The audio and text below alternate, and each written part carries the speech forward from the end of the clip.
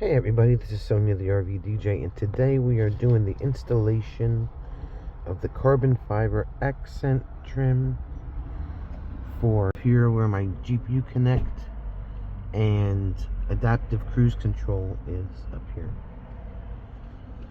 And just like all the other accent trim, it is a carbon fiber look, not real carbon fiber, with the double-sided adhesive on the back.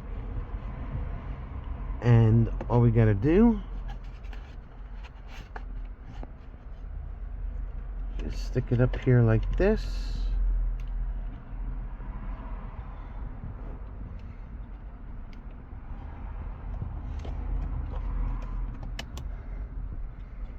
It's a beautiful day today. It's 50 degrees. Finally warm enough for us to do something.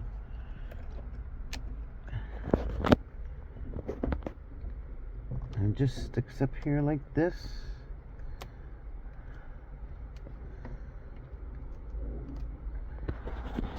And that's it. Again, it's carbon fiber look. It's not real carbon fiber.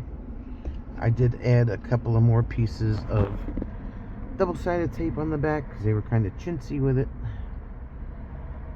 And that's how it looks. I love the carbon fiber look.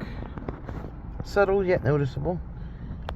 Last video I did the dash speaker trim. Kind of accents the gold, right? Nothing too crazy, like loud purples and pinks, and people can like what they like, but I like being subtle. Yet, hey, that's really cool. I didn't notice that. So, but yep, that's it. I have a couple other pieces I have to send back because they don't fit. But that's it. That's all I got for this installation. Easy stuff. But we got a big one coming up for up there on the Freedom panel. So when we get to that, I'll do another video. And I got my all roads taken badges where we've been so far. So, alright, we'll see you on the next one. Thanks for watching.